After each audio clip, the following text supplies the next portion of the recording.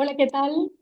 Saludos a todos. Mi nombre es Silvia Cabrera y en nombre de la Fundación Friedrich Naumann y de la DW Academy les doy la bienvenida a este evento virtual en el que estaremos analizando la libertad de prensa en Venezuela y Ecuador, un derecho social y esencial de toda sociedad democrática y que desgraciadamente en Ecuador y en Venezuela estamos viendo un patrón sistemático de detrimento de la libertad de expresión que menoscaba las bases de la democracia liberal y lo que debe ser una sociedad abierta y plural. Muchísimas gracias por estar acá con nosotros. Muchísimas gracias también a Niome Sonja Huneke Brown, que es la directora de la Fundación Friedrich Naumann, Países Andinos, y a David Olmos, el director de la Unidad de Sudamérica de la DW Academy, por hacer posible esta mesa redonda virtual para analizar este tema tan importante para la región, por supuesto, y también para estos dos países sudamericanos. Les doy la palabra ahora a ambos. Quizás comenzamos con la señora Huneke Brown. Por favor, bienvenida y gracias por estar con nosotros. Muchas gracias, Silvia. Buenos días a todo el público que nos sigue desde Latinoamérica y de Europa. Hoy nos hemos reunido para presentarles el web talk titulado Censurada y amenazada, libertad de prensa en Venezuela y Ecuador. Quiero agradecer especialmente a los organizadores de este evento, a Deutsche Welle Academy y a la oficina FNF en Nordrhein-Westfalen. Además, a nuestros distinguidos panelistas. Quiero comenzar con hace 60 años, Mancur Olson Jr., profesor de Economía y Ciencia Política en la Universidad de Maryland, publicó su libro La lógica de la acción colectiva. Ahí cuestionaba dos ideas fundamentales que se daban por ciertas. Primero, que si la gran mayoría tiene un objetivo común, actuaremos de manera colectiva para alcanzarlo. Y segundo, que en la democracia el mayor riesgo era que la mayoría se vuelve tirana de una minoría. Esta reflexión de Olson resulta interesante. Cuando un esfuerzo privado genera un beneficio colectivo, es probable que muchos decidan no hacer dicho esfuerzo, esperando que los otros lo hagan por ellos. Esta inacción hace que los grupos grandes enfrenten dificultades para organizarse y superar el problema de la acción colectiva. En algunos casos, una minoría con fuertes incentivos particulares, como por ejemplo una organización criminal, puede dominar el interés de la mayoría. En el caso de la prensa libre, para las grandes masas, las noticias sobre corrupción o crímenes constituyen un interés difuso, es decir, no hay muchos incentivos a pagar por este bien, ya que es un bien público. Y por otro lado, para aquellos que buscan esconder sus crímenes, este es un interés particular, con fuertes incentivos. El escenario para la prensa libre se torna doblemente complejo. Por un lado, implica un enorme sacrificio financiero ante la dificultad para conseguir apoyo del público general. Y por el otro, el ataque de quienes concentran el poder con un gran interés en encubrir crímenes, acallar opositores y difundir propaganda. Yeah. En los países de los que hablaremos hoy, estos grupos minoritarios que se imponen a las grandes mayorías son muy diferentes, pero mantienen el mismo patrón: oponerse a la prensa libre, apelando a la intimidación, chantaje y represalias, buscando tapar abusos de poder, crímenes y violaciones de derechos humanos. En esta conversación, periodistas de Venezuela, Ecuador y Alemania compartirán sus experiencias en el terreno, abordarán los desafíos que enfrentan y reflexionarán sobre el papel del periodismo en la defensa de la democracia y los derechos humanos. Esperamos que su participación en esta conversación contribuya a fortalecer la idea de que la prensa libre es un bien que requiere el apoyo de todos, beneficiando así a las grandes mayorías. Gracias por estar con nosotros hoy.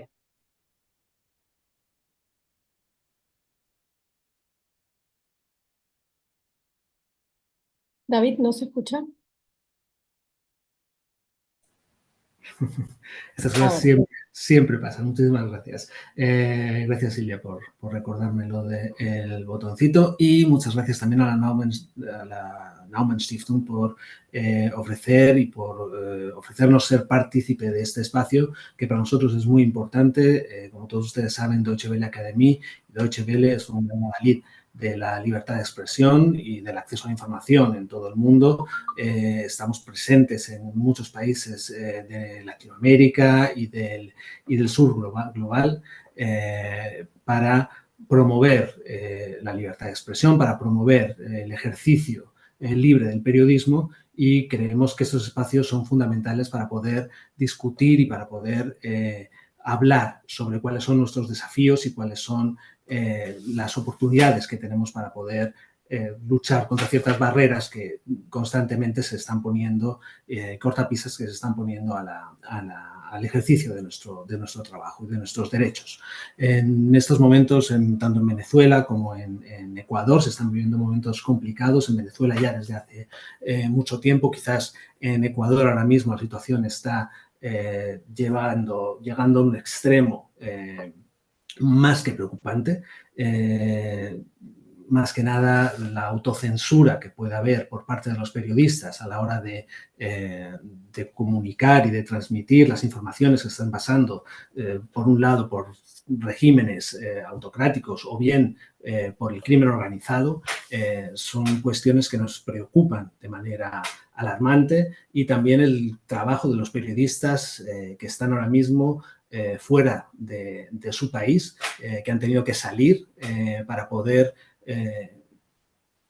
comunicar lo que está pasando, y también para poder poner a salvo sus vidas en un momento en el que han sido amenazados y están siendo amenazados periodistas y periodistas de estos países principalmente. Entonces, espero que este espacio que hemos podido ofrecer sea un espacio en el que se puedan discutir estos temas de forma libre y podamos intentar buscar soluciones y reflexionar sobre el ejercicio de nuestra bella profesión.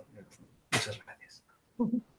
Muchísimas gracias, David Olmos, y por supuesto a la señora Junique Brown también. Muchísimas gracias por estar acá y por hacer además posible este encuentro en el día de hoy. Como ustedes acaban de decirlo y lo escuchamos, la independencia y el pluralismo de los medios de comunicación son todavía dos asignaturas muy pendientes en América Latina, hay que decirlo, y esto se debe en algunas ocasiones pues a que la prensa se ve amenazada, como dijimos, por las presiones ejercidas por determinados poderes políticos y económicos, por las redes del narcotráfico o por las bandas violentas organizadas. Y dos ejemplos claros de esa situación son pues Venezuela y Ecuador, dos países además que hay que decirlos, con diferencias políticas y económicas marcadas, pero sí con un denominador común, que es la libertad de prensa, que en ambas naciones está seriamente amenazada. En Venezuela, por ejemplo, la libertad de prensa está bajo ataque constante y sufre las consecuencias de una política pública dedicada a silenciar, a perseguir las voces y contenidos críticos, el miedo, las dificultades para el acceso a la información, el uso de la ley para castigar expresiones disidentes y la autocensura, como dijo David Olmos, son factores que pues debilitan el ya reducido ecosistema de medios, mientras que en Ecuador la prensa se desenvuelve en un clima de creciente autocensura, hostilidad e inseguridad por el auge de las bandas criminales y carteles del narcotráfico, así por supuesto por la multiplicación de agresiones, amenazas, atentados, en fin. Para analizar toda esta situación hemos invitado a tres periodistas con una larga trayectoria profesional y mucha experiencia. Las presento de inmediato. Ellas son Yalilé Loaiza. Yalilé es corresponsal de noticias, presidenta de Fundamedios Ecuador. Fundamedios Ecuador es una organización que está comprometida con la democracia, con los derechos humanos, que lidera la defensa, la protección, la promoción de las libertades de expresión y asociación, además el acceso a la información, los derechos digitales y, por supuesto, también combate la desinformación. También está con nosotros Marianela Balbi. Marianela es periodista, directora ejecutiva del Instituto de Prensa y Sociedad Venezuela, el IPIS.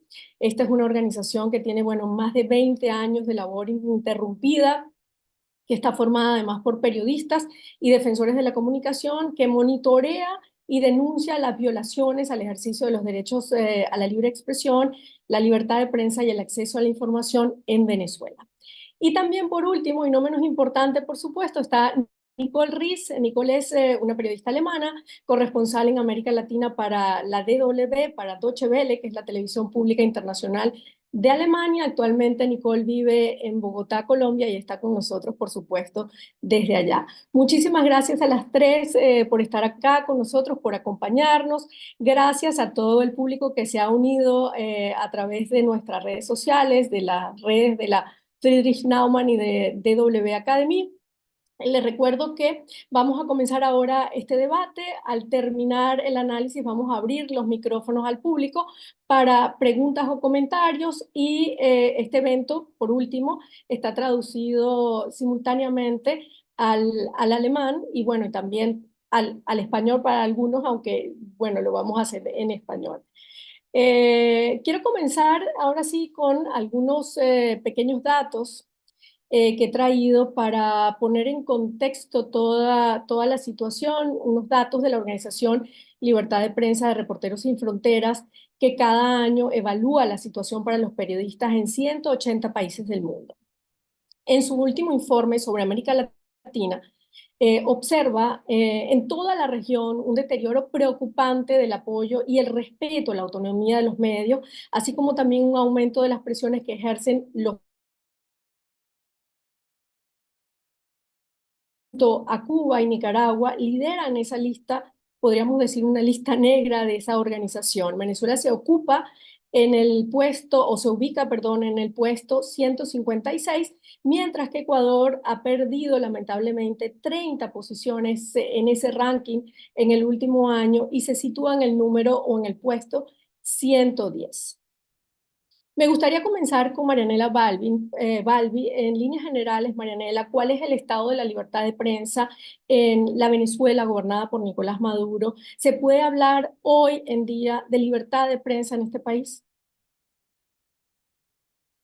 Muchísimas gracias, Silvia, y muchísimas gracias a la Friedrich Naumann y a la Deutsche Welle Academy por este espacio y por la posibilidad de mostrar los problemas que tenemos en nuestros países a una audiencia muy atenta y muy interesada en lo que ocurre en este lado del mundo, ¿no?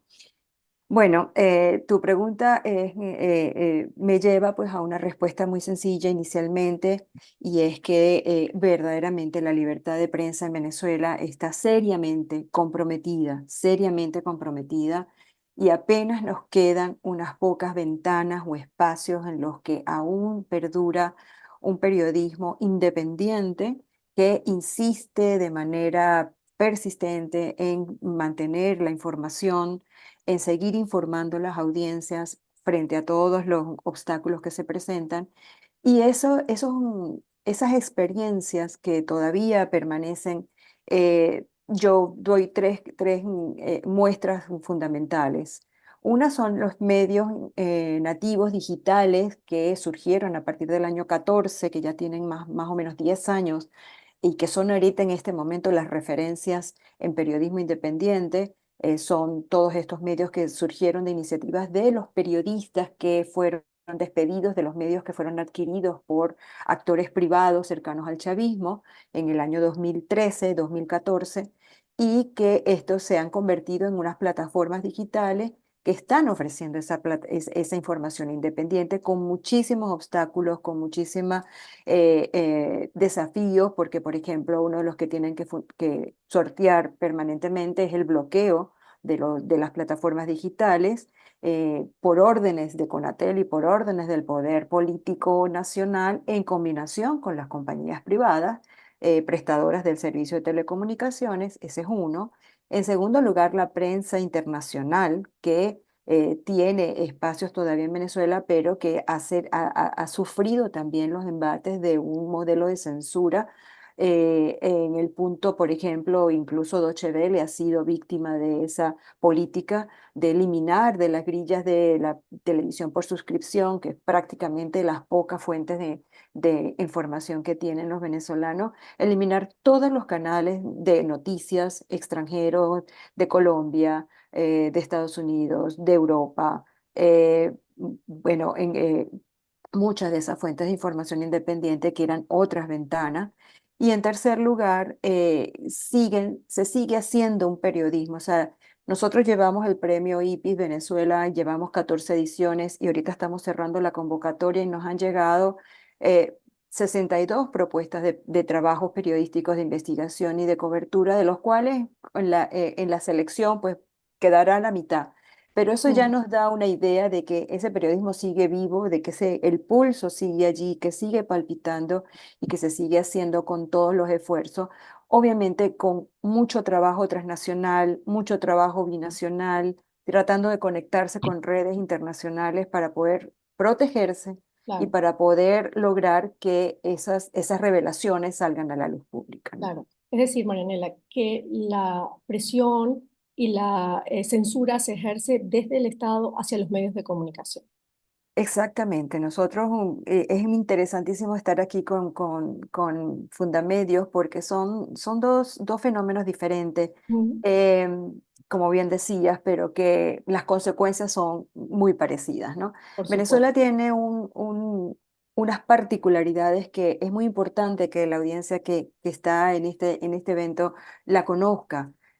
Por ejemplo, nosotros no somos un país en donde la violencia letal sea el factor fundamental para la censura. Nosotros no tenemos asesinato de periodistas, gracias a Dios, y todos los días, eh, por supuesto que celebramos eso, que no tenemos esa realidad. Sin Claro, embargo, tenemos todo el otro panorama completo, todo el espectro de violaciones a la libertad de prensa, agresiones a periodistas, todo el tema. En este momento, por ejemplo, ha ido pasando, nosotros hemos visto en 20 años cómo ese patrón ha ido variando, cómo ha habido, porque bien lo dijiste, en Venezuela hay una política pública que va orientada a las restricciones no solamente de la libertad de prensa, sino del espacio cívico en general.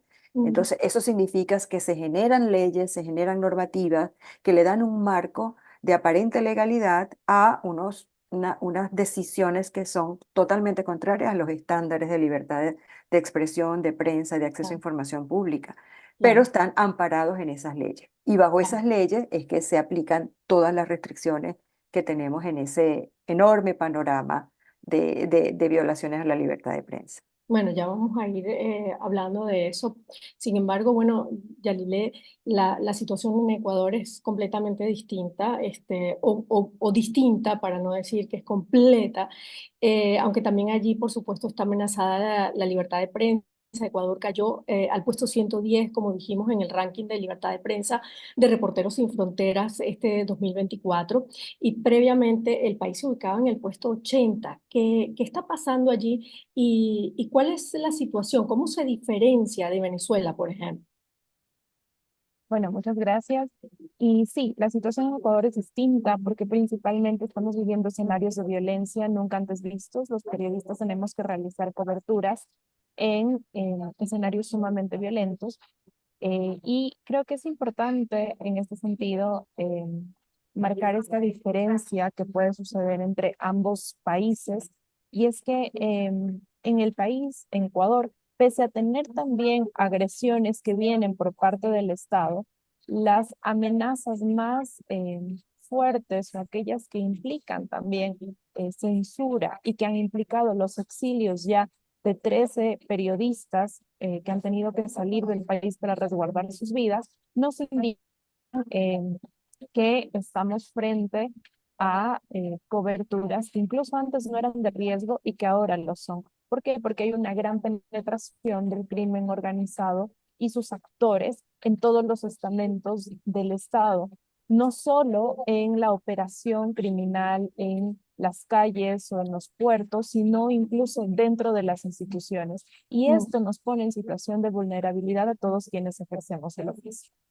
Claro, bueno, Reporteros Sin Fronteras ha puesto dos grandes ejemplos de la inseguridad y por supuesto de la crisis por la que atraviesa la libertad de prensa allí en Ecuador, que son el ataque armado a TC Televisión, que fue el pasado 9 de enero, y las amenazas a periodistas que han revelado o que se han revelado tras el destape de ese caso Metástasis. ¿Puedes hablarnos un poco de esto? ¿De qué se trata? ¿Por qué es tan importante estos dos casos para la prensa en Ecuador? Claro, Silvia. Primero, en el caso de la toma violenta de TC Televisión, esto nunca antes había visto, que un grupo de criminales fuertemente armados ingresen a un medio de comunicación, se tomen el canal en vivo y en directo, en un horario además en el que todo el mundo estaba viendo las noticias. Eh, Se calificó claramente como un acto de terrorismo, porque eso fue lo que además conllevó a que el presidente Daniel Noboa declarara el estado de conflicto armado interno, en el cual todavía se mantiene el país. Esta toma violenta mostró o reveló de cuerpo entero la violencia a la que nos enfrentamos los periodistas, y también mostró que los periodistas somos el blanco para este tipo de acciones que buscan amedrentar, que buscan aterrorizar a la sociedad, porque sí, se ha pensado que callando al mensajero se termina el mensaje, cuando no es así. Entonces, la toma violenta de TC marca un precedente que lamentablemente se veía venir ya desde años antes, desde el 2018, cuando 3 periodistas ecuatorianos fueron secuestrados y asesinados por las disidencias de las FARC. Esa se considera que fue la primera gran alarma que hubo en el país. Y lamentablemente en ese caso la impunidad dio este mensaje de que somos blancos fáciles, y esto condujo también a que sea tan fácil tomarse un medio de comunicación en un horario, digamos, noticioso, en el cual todos estaban observando lo que sucedía. Claro. Y posteriormente, en el caso Metástasis revela, en cambio, los nexos entre la corrupción judicial y el narcotráfico. ¿Y por qué es importante el caso Metástasis en cuanto a la vulneración del oficio periodístico o de las garantías que los periodistas tienen para ejercer? Y es que en el caso Metástasis no solo actúan criminales declarados como el narcotraficante Leandro Norero, de quien se desprende todo este caso, quien ya fue asesinado, al menos según la versión oficial, sino que también participan en estos jueces, abogados, fiscales, policías, e incluso, y esto me parece muy relevante dentro del tema que nos convoca hoy, incluso participaba quien era la directora de comunicación de la Corte Provincial del Guayas. Es decir, una persona a quien los periodistas realizábamos pedidos de información sobre las investigaciones a criminales que estábamos realizando, y esta persona, que era una voz oficial, era al mismo tiempo parte de una red narcodelictiva. Entonces, el caso Metástasis demuestra también esto que decía, ¿no? Los estamentos Claro. del Estado permeados por el crimen organizado, y esto ha Claro. llevado a que muchos colegas hayan tenido que abandonar ciertas fuentes e incluso desconfiar de la seguridad que se pueda prestar por parte del Estado. Pues sí, tenemos policías corruptos, Claro. quien nos dice que nos van a cuidar si somos testigos protegidos. Entonces estamos en una situación grave en el país en estos casos específicos. Por supuesto, o sea que investigar en Ecuador como periodista es una de las tareas más peligrosas o una de las tareas más peligrosas que existe. Nicole Riz, me gustaría hablar contigo ahora porque tú eres corresponsal para América Latina de la DW. Acabas de llegar de Ecuador, donde estuviste haciendo algunos trabajos, algunas investigaciones. Me gustaría preguntarte, ¿ves un deterioro del apoyo y el respeto a la autonomía de los medios allí en Ecuador? Como corresponsal extranjera, ¿cuál es tu mirada de la situación de la prensa, no solamente allí en Ecuador, que pues nos importa ahora, sino también en la región? Quiero empezar poner mi punto de vista también desde una perspectiva europea.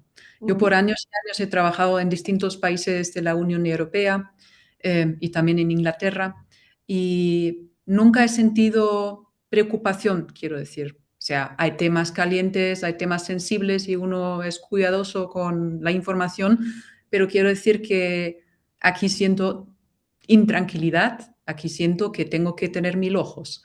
También Mm. ahora yendo a Ecuador, porque todos creo que podemos estar de acuerdo que las imágenes de enero, el asalto a nuestros colegas de la televisión, nos han impactado a todos. El saber que se ha asesinado un periodista el año pasado, el señor Villavicencio, que era también candidato para la presidencia, y el saber que tú llegas a Ecuador y colegas te dicen, vamos a ver, él quería ser político, pero en un principio era periodista y sabía muchas cosas, se ha metido en investigaciones de corrupción, se ha metido en investigaciones de minería ilegal. Claro. Entonces eso manda un mensaje de terror, de miedo, y eso resulta también que nos provoca autocensura. Para mí, como entro y salgo, creo que es una diferencia porque, bueno, hablamos sobre medidas de seguridad, sobre todo ahora en Ecuador, porque fuimos por una zona también peligrosa en la que no necesariamente necesitas ser periodista para sufrir un asalto, para sufrir un secuestro o para ser pues víctima de un asesinato. Claro. Justo unos días antes en la zona de Santo Domingo, donde nos movemos, habían asesinado unas personas que estaban comiendo simplemente y se habían equivocado, y eso es a raíz de lo que son los movimientos de microtráfico y narcotráfico. O sea, también por accidente nos podemos meter en sitios que pueden provocar situaciones, ¿no? Entonces yo desde mi punto de vista eso ya es una cosa muy grande de tomar en cuenta. Por supuesto. Ahora, bien, también mirando hacia países como Venezuela, lo que es de verdad peligroso es el poder que puede ejercer un gobierno en nuestros derechos, perdona, de ejercer nuestro oficio. Vemos Mm. al presidente Maduro amenazando a la prensa, cerrando medios, eh, deteniendo a colegas de tal manera que otros colegas que están en casa pues se lo piensan 2 o 3 veces si van a cubrir un tema. La censura es tremenda. La Deutsche Welle ha sido víctima también. Nos quitaron de la televisión hace 2 meses. Claramente se nos puede alcanzar de manera digital, pero tenemos que tener en cuenta que en toda América Latina no es así que tenemos una red de Internet en todas partes. Tampoco Mm. es así que tenemos televisión en todas las partes. Hay muchas zonas silenciosas, digamos, que tienen un vacío ya de información, de acceso a información. Y entonces el ver y saber desde una perspectiva europea también que estos derechos están tan vulnerados, que tenemos que temer por nuestras vidas, que tenemos que temer por poder ejercer nuestro oficio, hace pensar que aquí no solo hay un deterioro, sino también una grave vulneración de nuestros derechos, no solo para nosotros, sino también los derechos de todos los demás que tienen derecho a acceder a la información. Es lo que quería preguntar. Estás hablando desde el lado del periodista que, como tú has dicho, tiene miedo de salir a la calle, de salir a investigar. ¿Qué pasa con la gente? Tiene miedo a hablar con esas fuentes de los periodistas. Tienen miedo también de hablar y bueno, también de ser asesinados por hablar y ejercer su derecho también. Efectivamente, eso es un fenómeno que aquí yo me lo he encontrado por primera vez en mi vida Mm. profesional. Hay gente, sobre todo en zonas rurales, que no te va a recibir con los brazos abiertos, porque primero tienen que sospechar, no saben quién eres realmente, aunque tú digas quién eres. Tienen que protegerse, saben que hay presencia, por ejemplo, por grupos armados, aquí en Colombia también, pero también en Ecuador, saben lo que hay alrededor, se conocen todos, ¿no? Entonces, eso impacta el trabajo de otra manera. Hay personas que son también colegas que me dijeron, mira, colaboramos en este reportaje, pero por favor no pongas mi nombre. Mm. No pongas mi nombre porque yo estoy aquí, tú vas a salir. Entonces ahí hay una diferencia. Entonces las amenazas vienen de distintas partes, vienen tanto de mecanismos gubernamentales como de la inseguridad que en Ecuador, por ejemplo, ha aumentado en estos últimos años a raíz, por ejemplo, del narcotráfico. Y la verdad es que, pues en español se dice que hay que tener 1000 ojos, pero yo no estoy segura que 1000 ojos nos basta.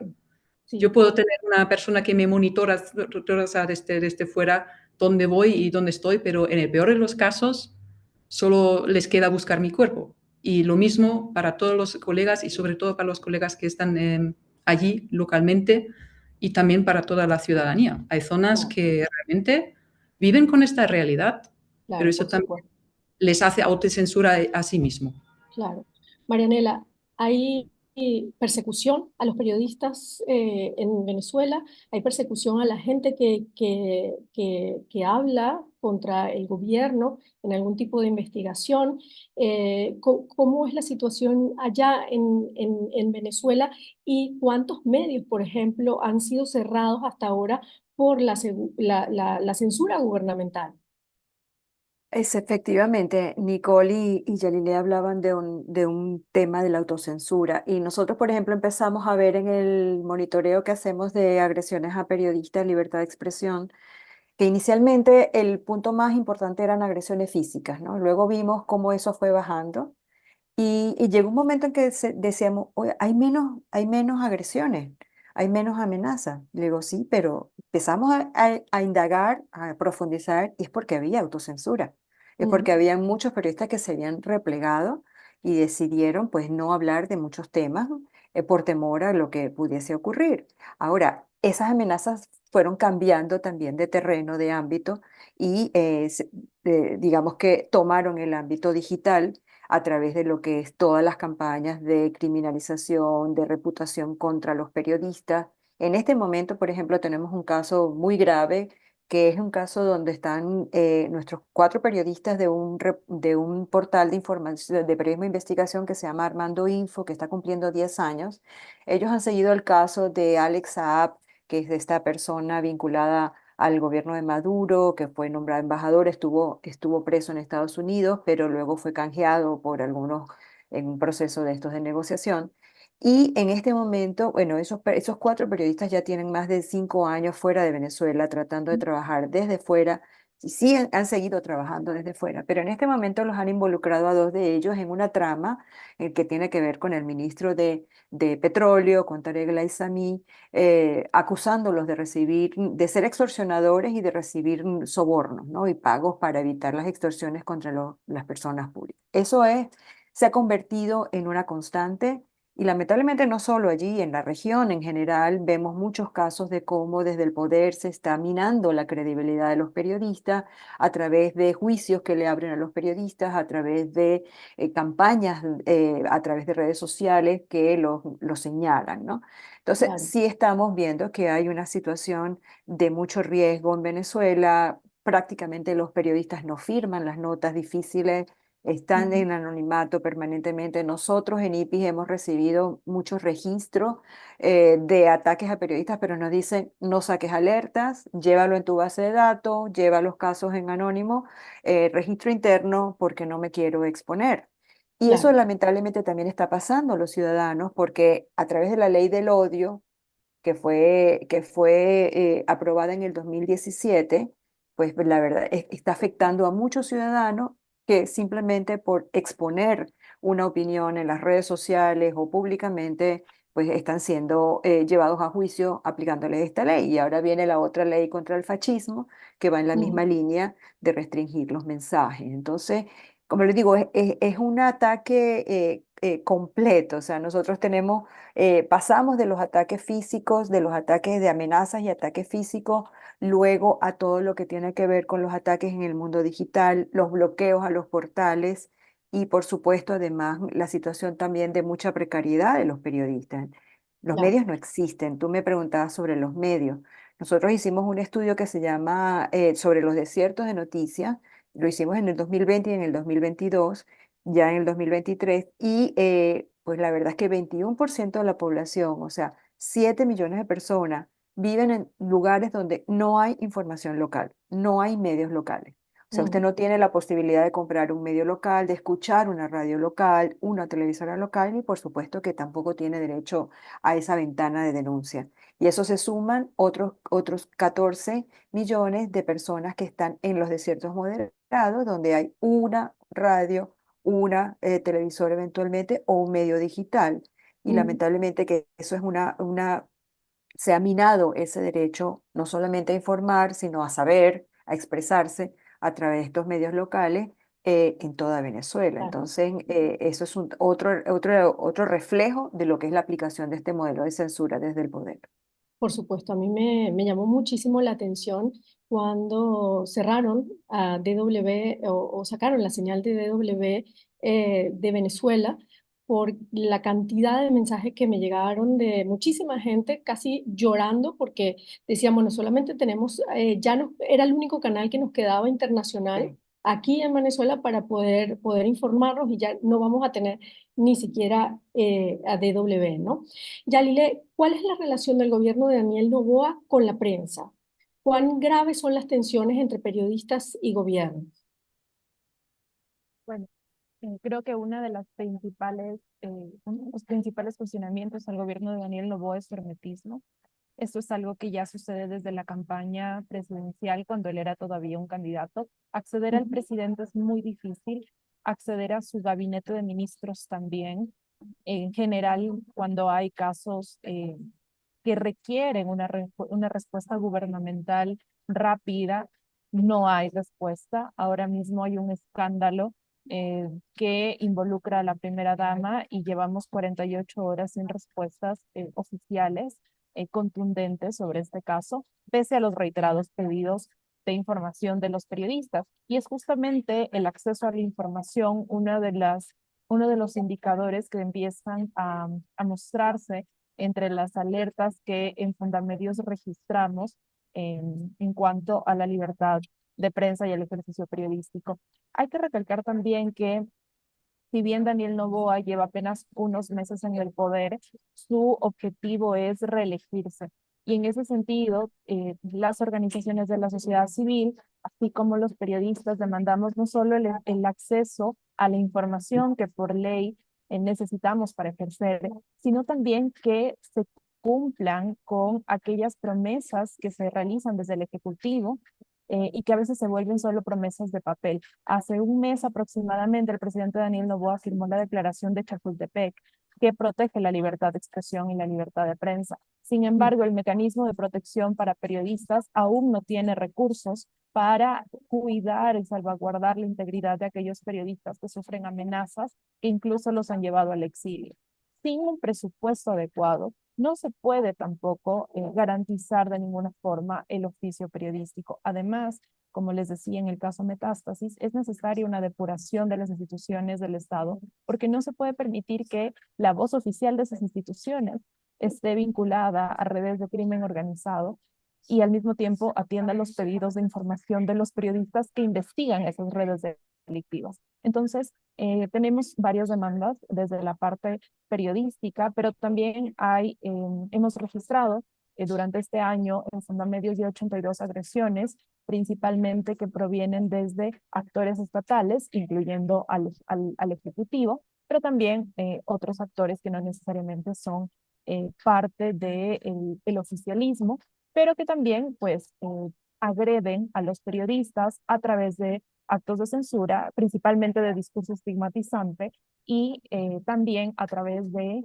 persecución judicial. Claro, y tú me hablabas también de algo muy importante, que es la impunidad a través de las distintas instituciones del Estado, ¿no? Cuán grande es y cuán grave es la impunidad allí en Ecuador. La impunidad creo que es el mayor problema que tenemos en Ecuador, no solo desde un enfoque periodístico, sino un enfoque que se puede volver transversal hacia todas las áreas del país. Como les decía, en el 2018 el asesinato de nuestros 3 colegas periodistas marcó ya la primera gran alerta de lo que sucedía en el país y ese caso sigue impune. Es más, hoy se cumple el plazo que dio la Corte Constitucional del Ecuador para que se entregue a los familiares de estos periodistas las actas del Consejo de Seguridad, donde se discutían las negociaciones que en teoría el gobierno tuvo con los terroristas que los secuestraron.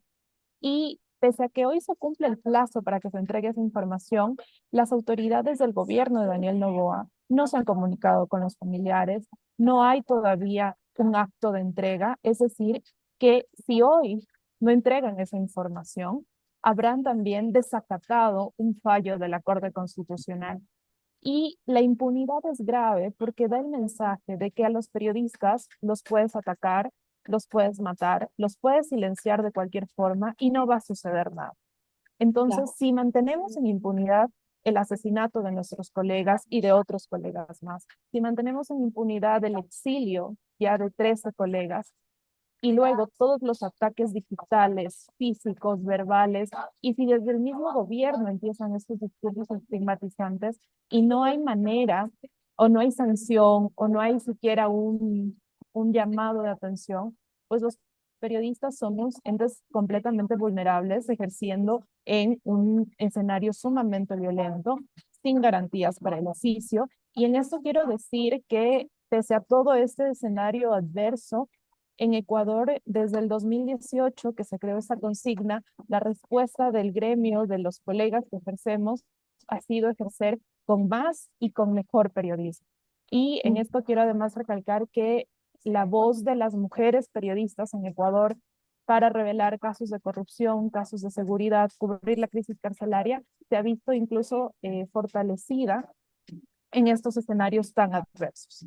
Claro, es interesante lo que me dices, y aquí hay una pregunta del público que quizás yo iba a abrir los micrófonos después, pero está muy relacionada con esto para Nicole.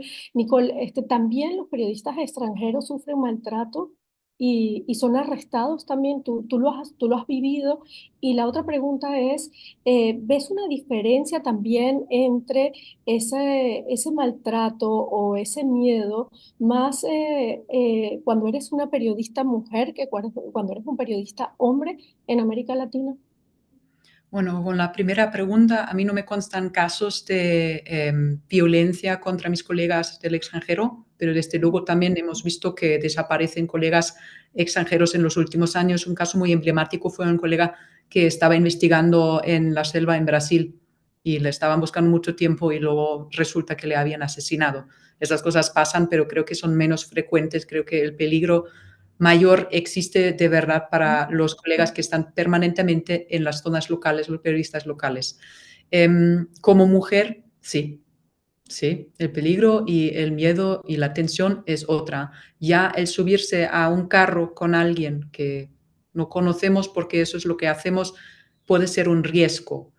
Yo intento mantener un perfil bajo, no voy a comunicar quién soy y qué hago si no me preguntan, y voy a tener la información a la margen porque tengo que contar con todo por ser mujer sobre todo, pero luego también por ser periodista. Y yo creo que también una diferencia que vemos a veces es otra vez entre internacional y local. Yo tengo otras experiencias, yo creo que son más quizás suaves incluso, pero yo cuando entro en contacto con fuentes, sean gubernamentales o otras, o no me hacen caso o intentan usarme, intentan ponerse delante de su carrito para que yo sea su vocera. Pasa mucho aquí, pasa mucho, sobre todo con políticos o otras entidades, también a veces organizaciones, y en este sentido yo siento que no podemos siempre hacer nuestro trabajo como queremos porque nos están intentando de maniobrar. Y el otro punto que estoy muy de acuerdo con Yalilé, por ejemplo, la impunidad ante los acontecimientos que sufren colegas, que son ataques, que son asesinatos, que son secuestros. Como no hay un cartel gigante que diga que esto no se puede, no hay este apoyo, no hay las medidas, no hay los castigos que de verdad queremos ver para que se ponga un caso, para que criminales o otras entidades sepan lo que va a pasar si nos toca.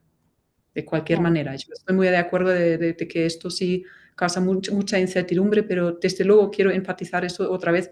Ser periodista mujer es aún más peligroso. A nosotras nos ven también como carne andando por las calles. O sea, muchas veces tratamos también con hombres y puede ser el taxista que te lleva, puede ser tu protagonista en el campo, puede pasar cualquier tipo de cosa, y muchas veces yo no voy acompañada. O sea, si estoy acompañada es por una organización y me siento más segura, pero hay sitios a los que voy, incluso yendo a un piso de un senador o algo, dejo rastros en todas partes. Aviso a los familiares donde estoy, digo a los colegas de la Deutsche Welle donde estoy, y saben si no reciben mensaje, entonces tienen que preocuparse, ¿no?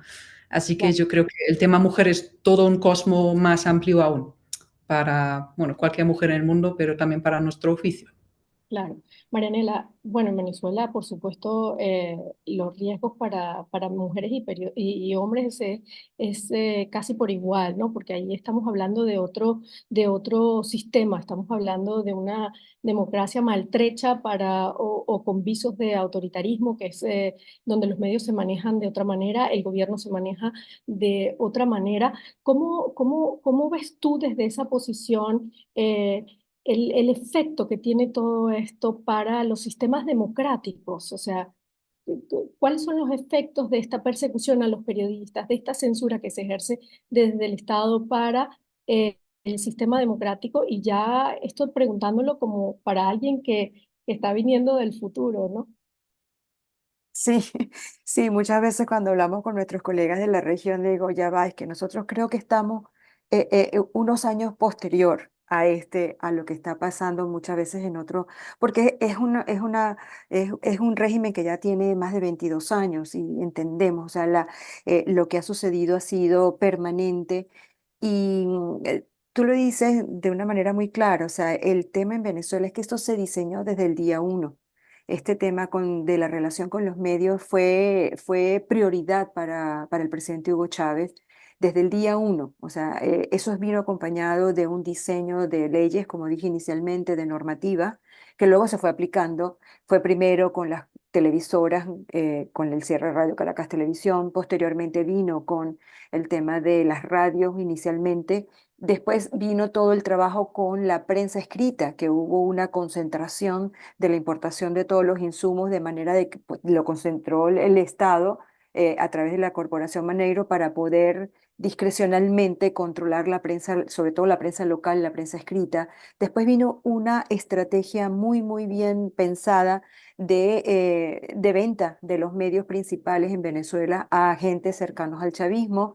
Eso ocurrió en el 13-14. Los principales medios como Últimas Noticias, Globovisión, Notitarde, El Universal, diarios que tenían más de 80 años, fueron vendidos a agentes privados y cambiaron radicalmente su línea editorial, eliminaron las unidades de investigación y entraron a ser parte de estos medios que no podemos llamar que son medios independientes.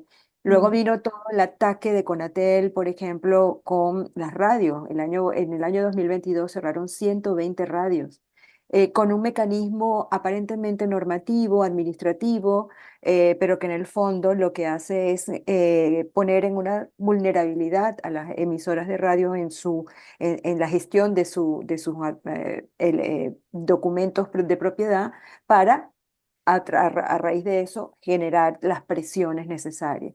Pasamos al tema del digital y entonces viene todo el ataque a los portales, bloqueos, la situación, por ejemplo, de cortes de Internet. Y como bien decían, Venezuela, no toda Venezuela tiene Internet. Entonces, ¿cómo le vas a pedir a la sociedad o a una colectividad que baje una Virtual Private Network para poderse conectar a los portales digitales? Eso en la práctica no existe. Entonces, hemos tenido que ir incluso a mecanismos innovadores, pero que son volver a los papelógrafos en las paradas de autobuses, volver al megáfono para decir las noticias en las situaciones de las barriadas. O sea, hemos tenido que estar inventándonos para poder seguir informando y de esa manera, por supuesto, que se mina la democracia profundamente porque en paralelo el Estado crea una hegemonía comunicacional, como le llaman ellos, con un mm, aparato de propaganda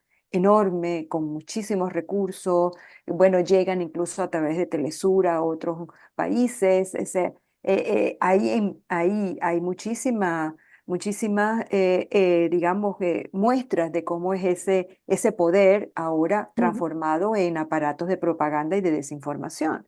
Y pero claro. entonces, frente a eso, tenemos que luchar en un contexto electoral muy desigual, pero que es el que estamos, pues, al que nos estamos aferrando bueno, para generar algún regreso a la democracia en Venezuela, ¿no? Sin Ujú. duda es un mecanismo y yo creo que es uno de los indicadores más claros de la salud de un sistema democrático en un país.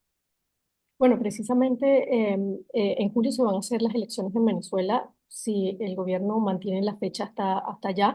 Y por lo que tú nos has contado, pues la campaña electoral presidencial puede transcurrir o va a transcurrir en ese contexto de una prensa muy restringida por la censura estatal y la autocensura. ¿Cuán peligrosa es esta situación de cara a esas elecciones? ¿Cómo puede empañar esto la forma de tomar esas decisiones democráticas de la ciudadanía?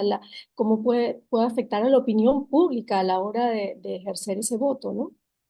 Bueno, lo primero que está totalmente minado es la posibilidad del debate público, ¿no? Ujú. Pues en Venezuela no existe debate público, no existen espacios en donde se puedan discutir distintas posiciones, distintas programas de gobierno, de proyectos de país. Eso no existe, ¿no? Por una parte. En segundo lugar, estamos muy aferrados justamente a los corresponsales extranjeros que puedan entrar a las coberturas de Venezuela y a las misiones de observación, tanto la misión de observación de la Unión Europea como la misión de observación de algunos centros independientes que puedan estar en Venezuela, porque eso es lo que puede marcar una diferencia en todo esto, ¿no? Sí es Claro. cierto que ha habido un boca a boca y la gente pues termina enterándose de cómo, y esta ha sido una campaña pues muy extraña, muy desigual, los medios públicos no están al servicio de las fuerzas opositoras, al contrario, hemos registrado una cantidad de cierres de medios, despiden a los periodistas cuando hacen la cobertura, cuando van los candidatos de las otras opciones para la Mm. elección. Entonces, esto sabemos que va a ser así, pero justamente por eso tenemos que estar allí y tenemos que llevar el registro de lo que va a pasar, de lo que está pasando, porque si no, no podemos construir ese registro y esa memoria de lo que allí puede ocurrir en Venezuela. Por supuesto, una tarea difícil para Nicole Riz como corresponsal en América Latina. Imagino que irás a cubrir en Venezuela las elecciones. Voy a quizás hacer una última ronda de preguntas, Yalilet.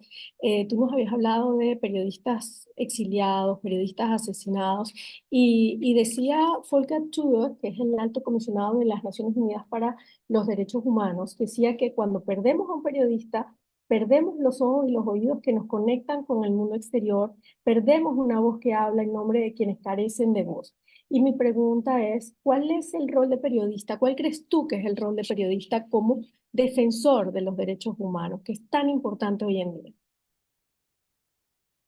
Bueno, los periodistas tenemos dentro de nuestros deberes, digámoslo así, o de nuestras responsabilidades como periodistas, justamente ser ese ente cuestionador del poder político, del poder económico, de cualquier tipo de poder que exista.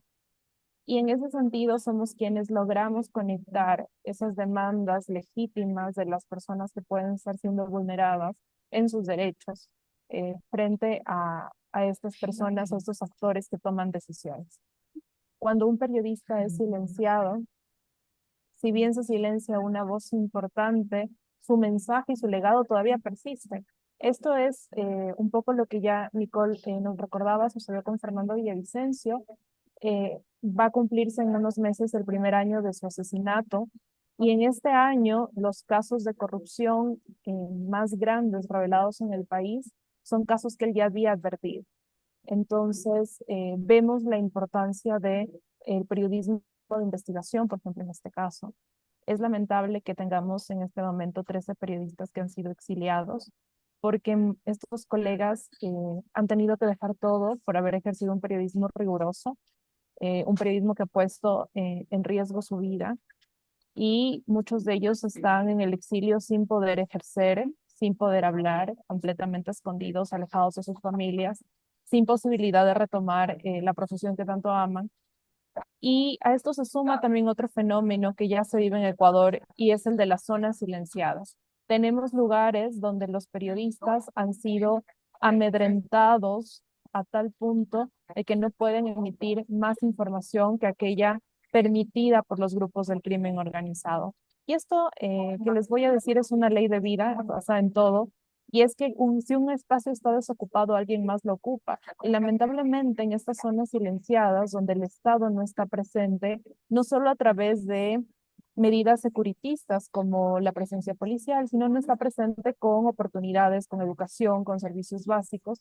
Alguien más ocupa este espacio y en Ecuador este espacio ha sido ocupado por el crimen organizado y en ese sentido los medios de comunicación también han sido amenazados y en otros casos han sido infiltrados. También en Ecuador estamos teniendo una discusión sobre los límites éticos o sobre los dilemas éticos respecto al trato con las fuentes, porque hemos visto que ha habido periodistas que lamentablemente han tenido una relación más allá del límite profesional con narcotraficantes, con personas sentenciadas por corrupción, periodistas que en algún momento pudieron haber hecho grandes revelaciones, pero que esas revelaciones tenían de por medio información que venía del narco con tratos, como digo, que rebasan el trato profesional que uno tiene entre fuente y periodista. Entonces, los periodistas cumplimos una labor fundamental en la protección de los derechos humanos. El periodismo es un pilar fundamental para la democracia. Las voces plurales que hay en el periodismo permiten que los ciudadanos informen y cuando se silencian los periodistas, eh, dejamos estos grupos en vulnerabilidad, les restamos derechos a los ciudadanos, censuramos a personas que están haciendo investigación y sobre todo debilitamos las democracias que lamentablemente en Latinoamérica ya son muy débiles y sus instituciones pues no las han sostenido y el periodismo sí es un pilar que todavía intenta impulsar estas democracias en la región. Claro. Bueno, ¿te sientes, Nicole, con toda esa responsabilidad encima, estando allá en América Latina? ¿Cómo ves tu trabajo desde América Latina hacia el mundo en oposición cuando estás, por ejemplo, en otro país de Europa? Siento que tenemos una grande responsabilidad encima ya por transparencia. Creo que la transparencia en todo el mundo es un problema, sea por parte del gobierno o por otras entidades, y es nuestra tarea encontrar la verdad, es nuestra tarea de aclarar lo que son los asuntos de los que hablamos para que la gente entienda lo que está pasando. Y creo que aquí es mucho más difícil a veces encontrar la verdad, encontrar transparencia, encontrar fuentes fiables, encontrar fuentes que no solo tienen la mera intención de usarme como vocera para sus beneficios, digamos. Eso ya es una responsabilidad y es un peso encima, claramente. Yo llego con un reportaje en la cámara y tengo muchas voces, pero tengo que encontrar cuáles son los datos que coinciden y aquí se viven muchas realidades, también muchas verdades. Cada uno forma su propia verdad, yo creo, y eso es una responsabilidad. La otra responsabilidad también es, desde luego, hablar la verdad al poder. Poder darle, digamos, este debate, poder preguntarle a un político o a otro representante las preguntas claves, que muchas veces no se nos da el acceso ni a la prensa extranjera ni a la prensa local. Lo mencionó Yalile, es como a veces es un imposible recibir las respuestas. Nos hacen el ghosting, como dicen hoy en día en inglés, nos ignoran básicamente y allí ya es difícil ejercer nuestro oficio también, porque yo, para mí, está muy claro, yo quiero transparencia. Igual es la mente alemana, quiero, quiero transparencia, quiero claridad y quiero enseñarle la claridad al público, a la audiencia. Quiero que la gente lea y entienda lo que pasa y eso no funciona cuando hay gobiernos en medio que nos bloquean, que no nos dan acceso y sobre todo cada vez más usan miles de distintos canales. Aquí en Colombia justo el presidente ha abierto otro canal en WhatsApp para que supuestamente todos nosotros nos podamos enterar de lo que quiere comunicar, como él lo denombró como una herramienta contra la desinformación. Ahora bien, tenemos mucha desinformación, es un lío para nosotros, pero también sale mucho de los aparatos políticos. Y ahí veo mucho problema porque la población ya solo tiene una opinión creada por lo que se habla, ¿no? O sea, este es un inútil, este es un útil, quizás así, pero necesitamos ir más a grano y aquí es muy difícil a veces. Claro. Bueno, ¿y cómo crees tú, Nicole, que se puede apoyar esa labor del periodista local o de los corresponsales extranjeros allí en América Latina para que sea más fácil llegar a la información, para que sea un poco más fácil el trabajo, ¿no? necesitamos protección, sobre todo. O sea, sobre todo nuestros colegas en los territorios locales en los que también existe este vacío, este silencio, porque falta una gaceta, falta una radio, necesitan ampliar estas redes. Estés donde estés, aunque sea en una zona remota, no puede ser que no llegue la información y se tienen que fortalecer estos colegas sobre todo, pero eso empieza por seguridad y Mm. protección. Sin Mm, estos dos elementos nadie puede trabajar, ni un periodista, ni un obrero, ni un político. Nadie puede trabajar sin esta protección, si tienes que tener miedo constante de que saben dónde vives, te pueden perseguir, te pueden matar, pueden buscar a tu familia. En los entornos rurales hay más conocimiento, claramente, de quién es quién. Son claro, redes muy tejados, ¿no?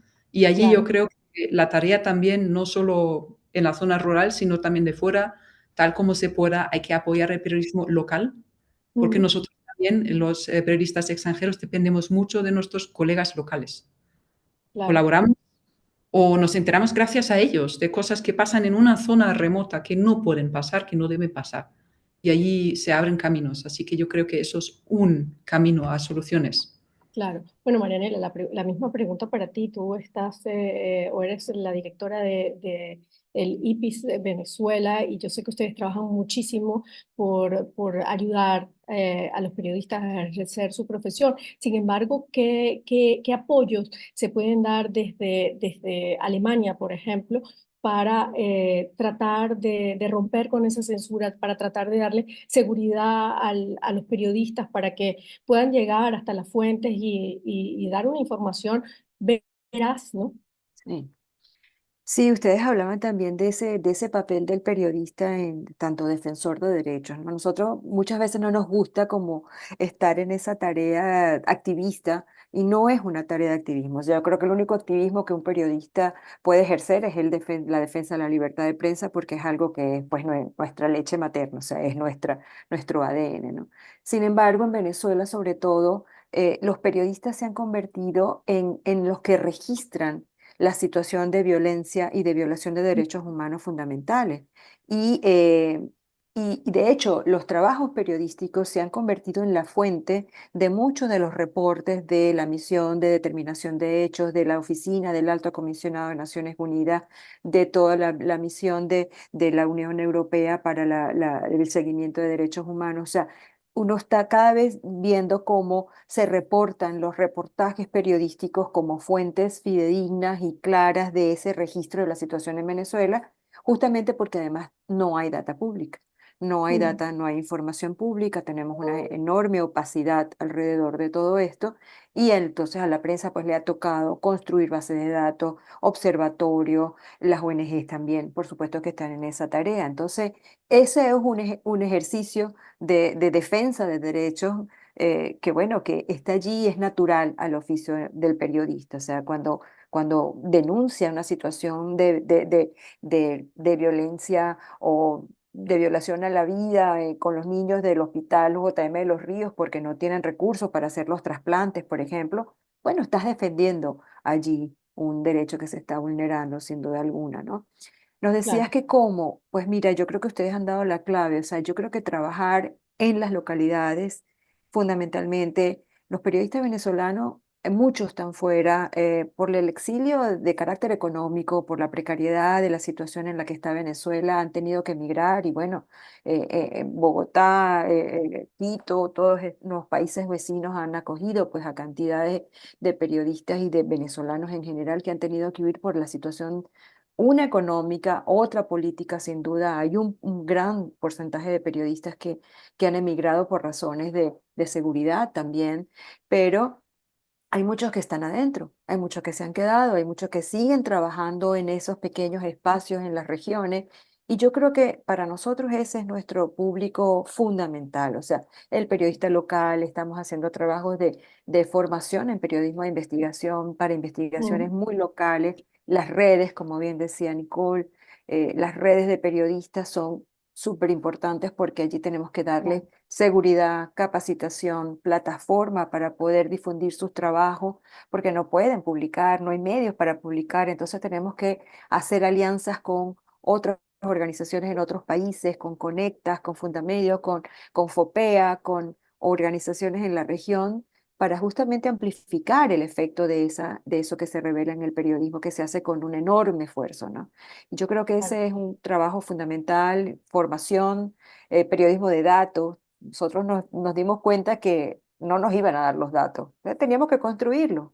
Entonces construimos, pues hay un grupo de periodistas que creó un monitor de víctimas para poder llevar todo el registro de muertes violentas. Nosotros creamos Vendata, que era abrir data pública de la Gaceta Oficial, que era lo único que estaba haciendo desde el Estado. Bueno, empezar a hacer nosotros lo que debería ser un Estado democrático, pues, ¿no? Que es claro, abrir su información, su transparencia, someterse al escrutinio público. Pero bueno, claro, si no lo hacen, hay que empujarlo, hay que por supuesto, seguir y hay que seguir empujando esa intención. claro. Entonces, creo Bueno, que también apoyo. está, por ejemplo, Provea, que para nosotros afuera es muy importante el trabajo que ellos hacen, que es Sí, están ayudando constantemente a los presos políticos y además hacen como un seguimiento de ellos, ¿no? Yalile, me imagino bueno, que es un poco la situación parecida en Ecuador. Sin embargo, te lo pregunto a ti también, ¿cómo se puede apoyar desde afuera quizás la labor que se está haciendo allá en el periodismo, la labor que hacen los periodistas y por supuesto el trabajo de ustedes, ¿no? De Fundamedios, que es tan importante. Bueno, yo creo que desde la sociedad civil, sobre todo desde fuera del Ecuador, es importante que los organismos internacionales de protección de periodistas empiecen a ver Ecuador como un país clave o un país importante en estos contextos violentos. Ya hay algunas alarmas, pero Ecuador sigue viéndose eh, en varias áreas, incluida el periodismo, simplemente como uno de los países de paso, por ejemplo, el tráfico de drogas. Todavía no ha tenido esta relevancia que debería tener ya por la situación que estamos viviendo. Me parece que también es importante el trabajo colaborativo, el periodismo en red. Es algo que nuestros colegas de Colombia, nuestros colegas de México nos vienen insistiendo ya desde hace algunos años. Es algo que está empezando a suceder acá también en el país. Eh, ya lo contaba María Elena en el caso de Venezuela. Aquí también hay periodistas que en temas muy difíciles no firmamos nuestras notas por protección a nuestra integridad, pero también empezamos a ver este periodismo colaborativo, ¿no? Medios de comunicación que se unen para mostrar un conglomerado de medios con el único propósito de que no se sepa quién es el autor de la investigación. Entonces, empezamos también a ver un poco estas muestras. ¿Qué cosa es importante en cuanto a las audiencias? Porque también hay que reconocer el papel que como lectores, como consumidores de periodismo podemos tener, es empezar a apreciar el periodismo en su dimensión completa. Lamentablemente en nuestros países, sobre todo en Latinoamérica, donde hemos tenido regímenes que se han encargado de estigmatizar el trabajo de la prensa, muchas veces las audiencias piensan que los periodistas solo deben decir lo que les gustaría escuchar o como les gustaría escuchar la noticia. No les gusta un periodismo a veces confrontativo, que cuestiona o que cuestiona al político de su preferencia. Y yo creo que en ese sentido las audiencias sí tenemos que empezar a ver el periodismo en su dimensión real, a ver a los periodistas como estas personas que cuestionamos a los poderes establecidos, que cuestionamos el status quo y aceptar que así como hay medios de distintas líneas editoriales, también hay periodistas con pluralidad, o sea, la democracia está compuesta por pluralidad de voces y creo que el periodismo no está exento de esto. Entonces me parece que sí hay algunos puntos importantes. Me parece que es hora de enfocarnos también en Ecuador desde la comunidad internacional en temas de protección a periodistas, enfocarnos en el trabajo que estamos haciendo los periodistas de investigación desde Ecuador revelando estos casos y sobre todo en el tema de las audiencias, como les decía, empezar a apreciar el periodismo latinoamericano en estos países en crisis como en Ecuador, como en Venezuela, como en otros. Empezar a ver que los periodistas cumplimos un rol importante y que aunque a veces no nos guste lo que el periodista dice, es importante que se diga. Claro. Me queda muy poquito tiempo, pero tengo dos preguntas del público. Una para Yalile. vas a tener que resumir muchísimo cómo se llegó a este nivel de violencia en Ecuador. Y la otra quizás, bueno, la hago de una vez para Marianela. eh, ¿Qué garantías tiene el periodista que va a cubrir las elecciones en Venezuela? Por favor, resumidas las dos, aunque sea difícil. Yalile. Bueno, los expertos en seguridad dicen que la penetración del crimen organizado, el narcotráfico y sus delitos conexos no son algo que sucedieron hace 2 o 3 años. Esto es algo que lleva al menos unas 3 o 4 décadas, que es el mismo tiempo que se estima tomará retomar niveles de seguridad aceptables para Ecuador. Hemos llegado a este punto en cuanto al periodismo, primero porque hemos tenido gobiernos que, como digo, han estigmatizado el trabajo de la prensa eh, con discursos que han calado profundamente en nuestras sociedades. Entonces, en ese sentido, el periodismo está desprotegido. En temas de seguridad, al mismo tiempo, en el país se han desmantelado incluso los comités de seguridad que se encargaban de equipar a la policía, a las Fuerzas Armadas. Hay todo una trayectoria que no podría resumirles en este momento, pero hemos llegado a un punto en donde la inacción de los gobiernos en temas de seguridad, en temas de garantías para el ejercicio periodístico, y sobre todo la falta de respuesta integral a los asuntos de pobreza, de poblaciones históricamente vulneradas, nos han traído a un momento, a un clímax de violencia que afecta a toda la sociedad y que en el caso del periodismo nos deja mucho más vulnerables porque ya hemos sido estigmatizados, ya hemos sido perseguidos, tenemos gobiernos que piensan que no podemos cuestionarlos, audiencias que piensan que no podemos tampoco cuestionar al político de su preferencia y además una situación de violencia nunca antes vista. Entonces sí, enfrentamos un escenario que, como digo, no sucede desde el año anterior o desde hace 2 años, sino que así ha venido paso a paso avanzando, al menos, como dicen algunos expertos, entre 3 o 4 décadas. Claro. Marianela, muy brevemente. Sí.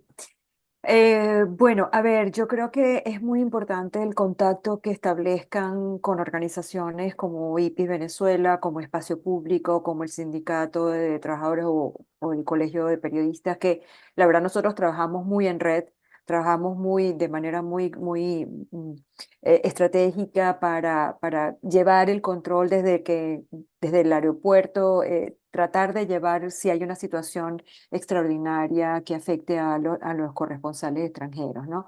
Hay una situación además que creo que nos ayuda y es que tenemos un contacto muy directo con la oficina del Alto Comisionado de Naciones Sí. Unidas que está en Venezuela y está ahorita también la oficina de la Corte Penal Internacional.